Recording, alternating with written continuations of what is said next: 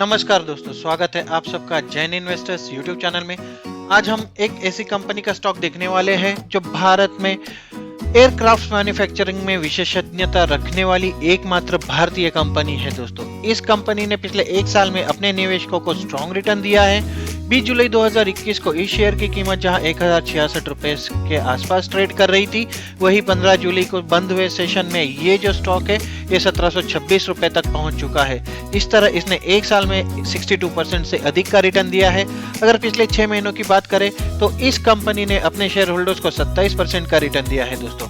Corona के बाद के नंबर्स अगर देख ले तो इस शेयर की कीमतें 250% की बढ़ोतरी के साथ काफी अच्छा परफॉर्म करती हुई देखी गई है और ये शेयर 501 रुपए की लेवल से अब 1700 से भी ऊपर की लेवल छू चुका है दोस्तों। तो ये शेयर है HAL Hindustan aeronautics limited company का शेयर।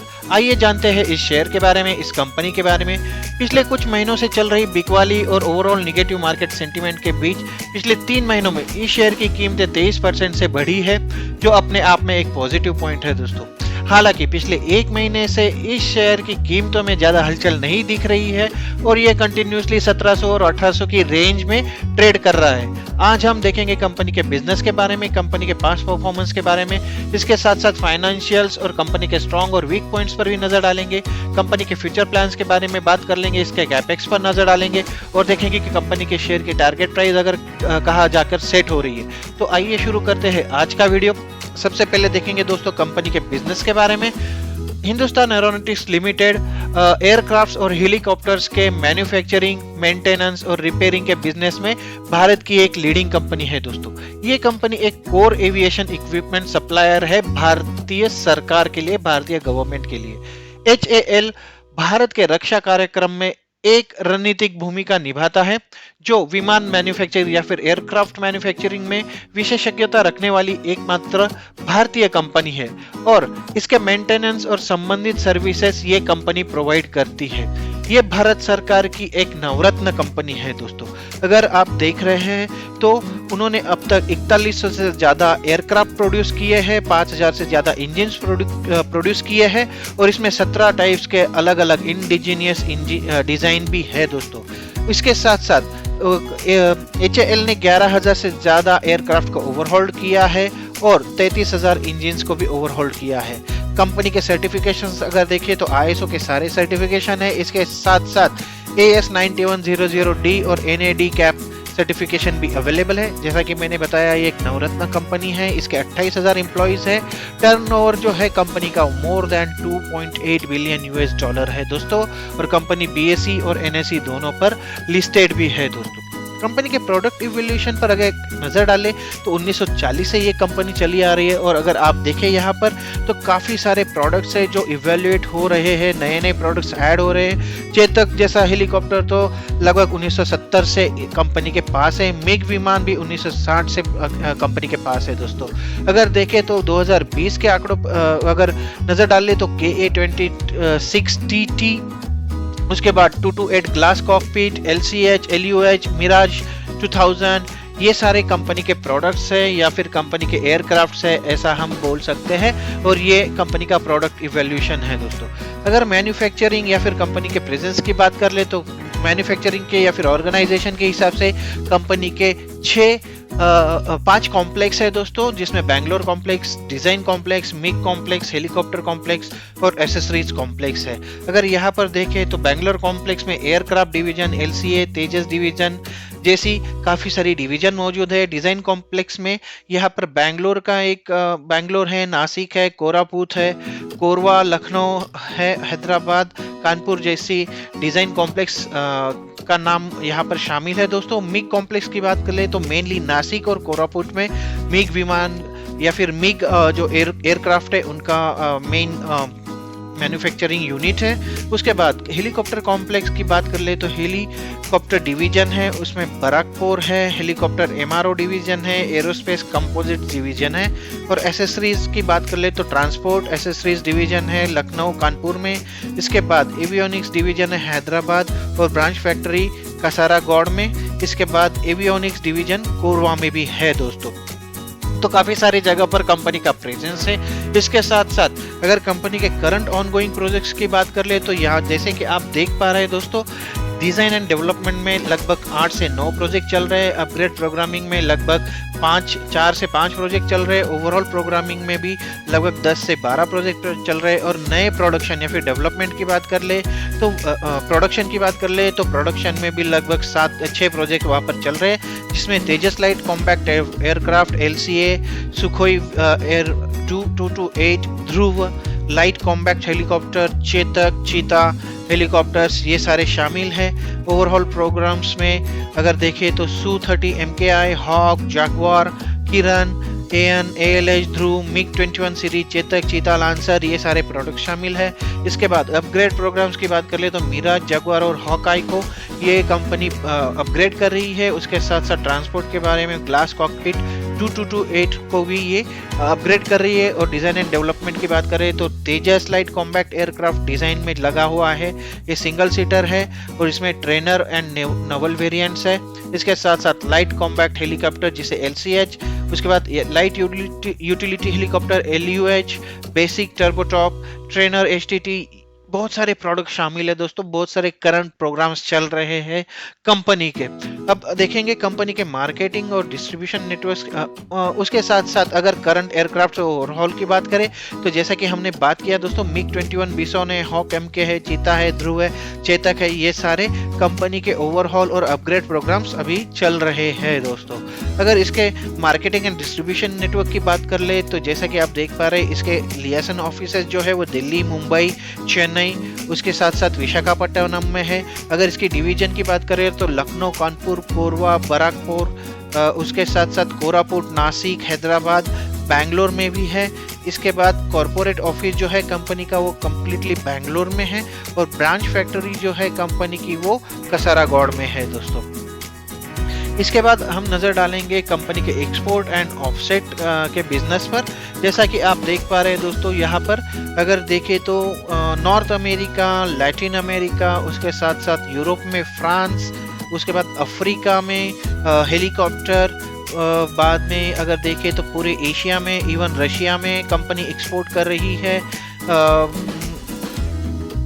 अफगानिस्तान भी शामिल है कंपनी के क्लाइंट लिस्ट में। तो काफ़ी सारे अच्छे अच्छे देश यहाँ पर शामिल है कंपनी के एक्सपोर्ट क्लाइंट की लिस्ट में। इसके बाद हम नज़र डालेंगे कंपनी के डोमेस्टिक क्लाइंट बेस पर। तो अगर देखें तो रक्षा एवं अंतरिक्ष से भारतीय वायुसेना, थल सेना, नौसेना, भारतीय तटरक्षक, भारतीय अंतरिक्ष अनुसंधान संगठन जिसे हम इसरो के नाम से जानते हैं, रक्षा अनुसंधान एवं विकास संगठन, ऑर्डिनेंस फैक्ट्री बोर्ड, ये सारे रक्षा एवं अंतरिक्ष के जो है इसके कंपनी के क्लाइंट है। उसके साथ साथ सिविल में भी सीमा सुरक्षा बल CRPF जिसे कहा जाता है, भारतीय ऑयल और प्राकृतिक गैस निगम, कर्नाटक, झारखंड, महाराष्ट्र गवर्नमेंट, भारतीय भूवैज्ञानिक सर्वेक्षण और भारत हेवी इलेक्ट्रिक्स लिमिटेड जैसे कि भेल इस कंपनी के क्लाइंट लिस्ट में शामिल है। ये रही डोमेस्टिक क्लाइंट की बात दोस्तों। अगर इंटरनेशनल ग्राहक या फिर एक्सपोर्ट्स की बात करें तो यहाँ पर बहुत सारे देश हैं जो कंपनी के क्लाइंट लिस्ट में हैं, जैसे फ्रांस है, USA, मॉरिशस, इजराइल, इसके साथ साथ जर्मनी है, इक्वाडोर है, थाईलैंड है, नामीबिया है, वियतनाम है, नेपाल, रूस, UK, ओमान, मलेशिया। बहुत सारे कंपनीज हैं, बहुत सारी बड़ी बड़ी कंपनीज है जो कंपनी के अंतर्राष्ट्रीय ग्राहक की नामों में शामिल है। इसमें अगर देखें तो एयरबस इंडस्ट्रीज है, बोइंग है, कोस्ट गार्ड मॉरिशस का है, उसके साथ साथ हनीवेल इंटरनेशनल जैसी कंपनी भी है, मॉरिशस पुलिस फोर्स है, नामीबियन वायुसेना, वियतनाम वायुसेना, सुरीनाम वायुसेना, नेपाल की वायुसेना, उसके साथ साथ रोल्स रॉयल्स PLC जो UK की बहुत बड़ी एक कंपनी उनकी काफ़ी बड़ी सेना है। उसके साथ साथ रॉयल वायुसेना, ओमान, रोसोबोरन एक्सपोर्ट रूस, ये सारे इसके इंटरनेशनल क्लाइंट बेस में शामिल है दोस्तों। अगर नज़र डालें कंपनी के फाइनेंशियल नंबर्स पर, लेकिन दोस्तों उससे पहले अगर आपको मेरे वीडियोस पसंद आ रहे हैं तो आप प्लीज़ इन्हें लाइक कर दीजिए। और अगर अभी तक आपने मेरा चैनल सब्सक्राइब नहीं किया है तो इसे सब्सक्राइब करके ऑल का ऑप्शन सिलेक्ट कर लीजिए और ताकि मेरे सारे वीडियोस के नोटिफिकेशन आप तक पहुंचते रहे और आपकी हेल्प होती रहे आगे की स्ट्रेटेजी डिसाइड करने में। तो चलिए मुड़ते हैं वीडियो की ओर और देखते हैं कंपनी के फाइनेंशियल ओवरव्यू पर। अगर फाइनेंशियल ओवरव्यू की बात कर ले दोस्तों, तो कंपनी का मार्केट कैपिटलाइजेशन लगभग 57,719 करोड़ रुपए का है। कंपनी के शेयर की करंट प्राइस जो है वो 1726, ये 1973 तक जा चुका था और 1054 इसकी 52 वीक की लो प्राइस है। अगर स्टॉक का पी देखें तो 11.4 का है, इंडस्ट्री पी 21.1 का है, आरओसी 30.5 और आरओई जो है 29.4 का है। कंपनी डिविडेंड भी प्रोवाइड करती है और 2.32% का कंपनी का डिविडेंड यील्ड भी है दोस्तों। अब नजर डालेंगे कंपनी के क्वार्टरली रिजल्ट पर। अगर देखें पिछले 5 क्वार्टरों की बात कर ले तो मार्च 2021 में जहां कंपनी का जो सेल था वो 10,866 करोड़ रुपए था, जो दिसंबर 2021 में काफी कम हो चुका था 5,892 करोड़। लेकिन मार्च 2022 में कंपनी ने अपनी पुरानी जो लेवल थी वो फिर से हासिल कर ली है और इनका सेल जो हुआ है मार्च 2021 के क्वार्टर में 11,561 करोड़ रुपए का रहा है। अगर इनके नेट प्रॉफिट की बात कर ले तो मार्च 2021 में जहां कंपनी को 1621 करोड़ रुपए का प्रॉफिट हुआ था, दिसंबर 2021 में ये जरूर कम हो गया था, 938 करोड़ रुपए का प्रॉफिट रहा था। लेकिन अब अगर मार्च 2021 वर्सेस मार्च 2022 की बात करें तो 3102 करोड़ रुपए का प्रॉफिट लगभग 2 गुना हो चुका है कंपनी का profit year on year basis पे। साथ ही एक नजर डालेंगे एक प्रॉफिट एंड लॉस नंबर्स पर, कंपनी के ईयरली नंबर्स पर। अगर देखें तो मार्च 2019 में जहां 20,000 करोड़ रुपए का इसका टोटल सेल्स था, मार्च 2021 में ये हुआ 22,700 करोड़, मार्च 2022 में 24,620 करोड़। और अगर प्रॉफिट की बात कर ले तो 2842 करोड़ रुपए प्रॉफिट था मार्च 2020 में। मैं जानबूझ के मार्च 2020 से शुरू कर रहा हूँ क्योंकि ये कोरोना की वजह से ये टाइम प्रभावित हुआ था, लेकिन दिख रहा है कि कंपनी के सेल्स पर या फिर कंपनी पर इसका कोई असर नहीं हुआ है। मार्च 2021 में इनका प्रॉफिट रहा 3233 करोड़ और मार्च 2022 में ये उछलकर हो चुका है 5086 करोड़। दोस्तों इसके पीछे ये भी रीजन है, एक रीजन ये भी रहा दोस्तों, मार्च 2022 में एकदम शार्प इसकी जो बढ़ोतरी देखी गई है रूस और यूक्रेन के बीच जो युद्ध चल रहा था, उसकी वजह से इनके प्रॉफिट में या फिर इनके सेल्स में एक शार्प तरह से बढ़ोतरी देखी गई है। अगर यहाँ पर देखें तो 24,620 करोड़ रुपए का इनका टोटल सेल्स रहा और इनका टोटल प्रॉफिट जो था वो 5,086 करोड़ रुपए रहा है। अगर मार्च 2021 के मुकाबले देखें तो लगभग 60 से 70% की यहाँ पर बढ़ोतरी देखी गई है दोस्तों। आइए अब नजर डालेंगे कंपनी के हिस्टोरिकल रिजल्ट्स पर। अगर 10 साल के लिए देखें तो 10 साल से देखें तो कंपनी का जो सेल्स ग्रोथ है वो काफ़ी एवरेज रहा है। मैं तो कहूँगा ये एवरेज से भी नीचे है दोस्तों। यहाँ पर ज़रूर कंपनी को थोड़ा सा ध्यान देने की ज़रूरत है। 10 साल के लिए 6%, 5 और 3 साल के लिए 7% और पिछले 1 साल के लिए 8% का कंपनी का सेल्स ग्रोथ दिखा रही है। अगर कंपाउंडेड प्रॉफिट ग्रोथ की बात करें तो यहाँ पर काफ़ी अच्छे नंबर्स हमें नज़र आ रहे हैं। अगर 10 साल का 7% छोड़ दिया जाए तो 14% 5 साल के लिए, 29% 3 साल के लिए और पिछले 1 साल के लिए 57% के आंकड़े दिखा रही है कंपनी। इसके साथ साथ स्टॉक प्राइस CAGR की अगर बात कर ले तो 3 साल के लिए 37% का स्टॉक प्राइस CAGR है, काफ़ी शानदार नंबर है। और उसके साथ साथ स्टॉक प्राइस CAGR में 1 साल के लिए जो आंकड़ा है वो लगभग 61% का है दोस्तों। ROE में काफ़ी नंबर अच्छे दिखाई दे रहे हैं, एवरेज काफ़ी अच्छा है कंपनी का, 21% 10 साल के लिए, 23% 5 साल के लिए, 25% 3 साल के लिए और पिछले 1 साल के लिए 29% है। तो अगर देखें तो यहाँ पर कंटिन्यूस बढ़ोतरी देखी जा रही है रिटर्न ऑन इक्विटी पर दोस्तों। अब नजर डालेंगे कंपनी के शेयर होल्डिंग पैटर्न्स पर। अगर शेयर होल्डिंग की बात कर ले तो प्रमोटर्स का जो शेयर होल्डिंग है, ये मैं बता दूं कि इनकी जो प्रमोटर्स है वो भारतीय सरकार है, भारतीय प्रेसिडेंट है। तो भारतीय प्रेसिडेंट की जो इसमें हिस्सेदारी है वो 75% है। उसके बाद फॉरेन इन्वेस्टर की यहाँ पर 4%, डोमेस्टिक इन्वेस्टर्स की यहाँ पर 17%, इसमें LIC और HDFC जैसी बड़ी बड़ी डोमेस्टिक इन्वेस्टर कंपनी शामिल है और पब्लिक की जो होल्डिंग है वो लगभग 4% की है यहाँ पर। इसके बाद नजर डालेंगे दोस्तों कंपनी के की फैक्टर्स पर। आइए अब नजर डालेंगे कंपनी के की फैक्टर्स पर। ये वही फैक्टर्स है जो दोस्तों जिसके बेसिस पर कंपनी के शेयर की फ्यूचर प्राइस डिसाइड होती है। अगर इनके आर&डी डिवीजन की बात कर ले तो काफी अच्छे काफी शानदार नंबर्स है यहाँ पर, काफी अच्छे एक्टिविटी चल रही है यहाँ पर। आर&डी के तहत कंपनी ने पिछले साल तक, पिछले वित्त वर्ष तक, पिछले 5 वर्षों के दौरान 6,783 करोड़ रुपए का क्यूमुलेटिव आर&डी एक्सपेंस किया है। इसके परिणाम स्वरूप घरेलू और निर्यात बाजार में यानी एक्सपोर्ट बिजनेस में भी अधिक उत्पादों की पेशकश कंपनी को पॉसिबल हुई है और इसके लिए अधिक स्वदेशी रूप से डिजाइन और डेवलप प्लेटफॉर्म बनाए गए, जिसका असर कंपनी के ऑर्डर बुक में बढ़ोतरी के तौर पर देखा गया है दोस्तों। पिछले वर्ष कर के पश्चात यानी प्रॉफिट आफ्टर टैक्स का जो 10% का हिस्सा है वो आर&डी प्रयासों के लिए निर्धारित किया गया। पिछले फाइनेंशियल ईयर तक की कुल बिक्री जो थी उसका लगभग 6% अमाउंट जो है वो आर&डी पर खर्च किया गया है दोस्तों। अगर कंपनी के कॉन्ट्रैक्ट्स और ऑर्डर्स की बात कर रहे हैं तो सरकार ने, इंडियन गवर्नमेंट ने 83 तेजस लड़ाकू विमानों के लिए इस कंपनी को 48,000 करोड़ रुपए के कॉन्ट्रैक्ट को हाल ही में मंजूरी दी है। ऑर्डर्स की बात कर रहे तो ऑर्डर बुक 54,140 करोड़ रुपए का है, जिसमें मैन्युफैक्चरिंग के ऑर्डर जो है वो 34,831 करोड़ रुपए के हैं। इसके साथ साथ 17,104 करोड़ रुपए के जो ऑर्डर्स है वो ROH और स्पेयर पार्ट्स के लिए है।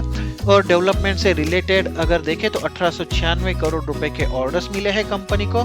साथ साथ 312 करोड़ रुपए के ऑर्डर्स जो है वो एक्सपोर्ट से रिलेटेड है दोस्तों। अब नजर डाल लेंगे कंपनी के जॉइंट वेंचर्स पर। बहुत लंबी चौड़ी लिस्ट है दोस्तों जॉइंट वेंचर्स और सब्सिडरी की। मैं सबके सब तो नहीं पढ़ूंगा, लेकिन इसमें कुछ है जैसे HL एजवुड, हेल्बिट avionics, infotech HL, Tata HL technologies, international aerospace manufacturing private limited, aerospace and aviation sector, skill defence innovation organisation section, उसके साथ साथ subsidiary company Naini aerospace limited. तो काफी अच्छी कंपनीज है कंपनी के जॉइंट वेंचर और सब्सिडरी कंपनीज के लिस्ट में। इसके बाद हम नजर डालने वाले हैं दोस्तों कंपनी के डेवलपमेंट प्रोग्राम पर। अगर देखें तो न्यू प्रोजेक्ट्स और डेवलपमेंट प्रोग्राम के अंतर्गत LCH, LUH, HTT40, LCA, MK1 जैसे प्लेटफॉर्म का डेवलपमेंट फेज कंप्लीट हो चुका है और ये अब प्रोडक्शन फेज में एंट्री करने वाले हैं। इसका सीधा असर कंपनी के प्रोडक्शन कैपेसिटी में बढ़ोतरी के तौर पर होगा और कंपनी के प्रोडक्ट्स के लिए वेटिंग टाइम भी कम हो सकता है दोस्तों। इसके साथ साथ अगर कंपनी के पॉजिटिव पॉइंट्स भी देख ले तो कंपनी पर कर्जा बहुत कम है, वो ऑलमोस्ट डेट फ्री है। उसके साथ साथ कंपनी का पिछले 3 सालों का अगर ROE देखे तो 25.05 का CAGR रहा है रिटर्न ऑन इक्विटी का। कंपनी का जो डिविडेंड है वो 32.15% का हेल्दी डिविडेंड पे आउट करती है कंपनी। और अगर कंपनी के डेटर डेज की बात करें तो ये 116.83 से लगभग 68.81 पर आ चुके हैं, जो कि काफी अच्छी बात है दोस्तों, काफी पॉजिटिव संकेत है। इसके साथ साथ वहाँ पर कपल ऑफ नेगेटिव पॉइंट्स भी हमें नजर आ रहे हैं दोस्तों। कंपनी की सेल्स ग्रोथ जो है, जैसा कि हमने देखा पिछले 10 साल, 5 साल, 3 साल के लिए 7% का एवरेज है, तो ये थोड़ा सा चिंता का विषय है दोस्तों। पिछले 5 सालों के लिए तो लगभग 6.52% का ही इसका सेल्स ग्रोथ दिखाया गया है। इसके वजह से मतलब इस पर थोड़ा सा काम करना होगा जरूर कंपनी को, अगर भविष्य में उनको अपने कॉम्पिटिटर्स को अच्छे से टक्कर देनी है, उनके साथ कंपटीशन में खड़ा रहना है तो दोस्तों। इसके साथ साथ देखेंगे दोस्तों कैपेक्स के बारे में। जैसा कि मैंने बताया कि कंपनी द्वारा पिछले वित्त वर्ष में 1040 करोड़ रुपए के कैपेक्स को मंजूरी दी गई थी। इसमें से 605 करोड़ जो है वो पिछले 6 महीनों में ऑलरेडी खर्च किए गए हैं और बाकी बची राशि बाकी बचे 6 महीनों में खर्च की जाएगी।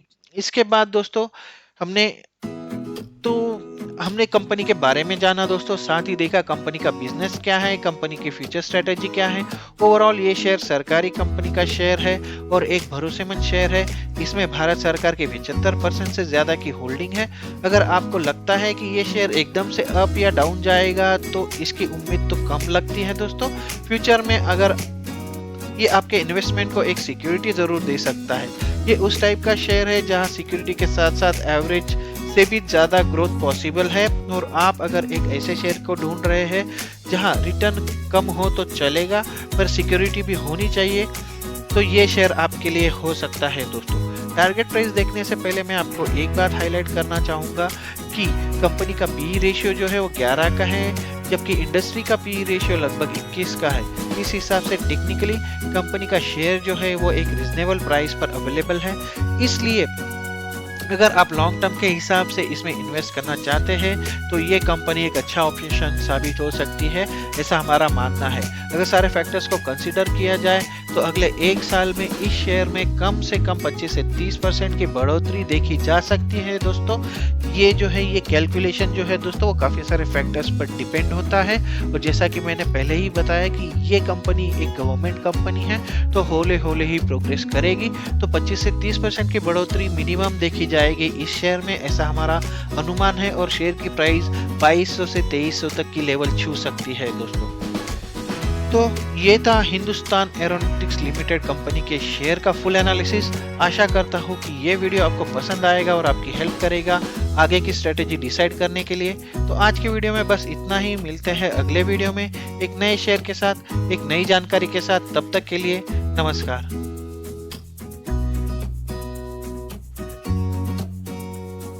एक